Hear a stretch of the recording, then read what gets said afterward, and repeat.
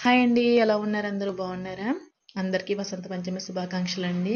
ఈరోజు సరస్వతి దేవి గుడికైతే మేము వెళ్ళాము. ఇది ఇందుపల్లిలో ఉందండి. ఈ గుడికి ఎలా వెళ్ళాలో మీకైతే చెప్తాను. స్కిప్ చేయకుండా అయితే చూడండి వీడియో. ఇది పాసర్లపూడి బ్రిడ్జ్ అండి. ఈ బ్రిడ్జ్ డౌనే రోడ్డు ఉంటుంది. అటు సైడ్ అయితే వెళ్ళొచ్చు. ఇది అమలాపురంకి 3 కిలోమీటర్ దగ్గరలో అండి. కాకపోతే బస్సులు అయితే వెళ్ళవు. మనమైతే ఆటోలో వెళ్ళాలి. మేమైతే పేరూరు దాటిన తర్వాత బట్లపాలెం ఉంటుంది కదండి, అటు సైడ్ అయితే వెళ్ళాము. ఇది బట్లపాలెంలో ఉన్న ఆంజనేయ స్వామివారి గుడి అండి. ఇటు సైడ్ కూడా దగ్గరే మేమైతే ఇటు వెళ్ళామండి.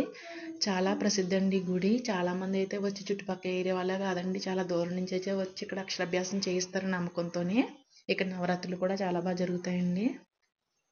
మన దగ్గరలో ఉన్న ఏరియాల్లో సరస్వతీదేవి గుడి అయితే ఇక్కడే ఉందండి.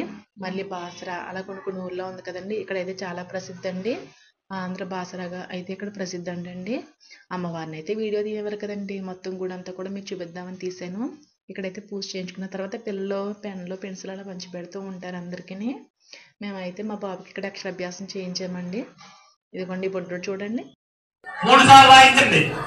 ధ్రువంతే రాజావరుడో ధ్రువం దేవో బృహస్పతి ధ్రువంత ఇంద్రశ్చాంద్రశ్చరార్థం భారజత.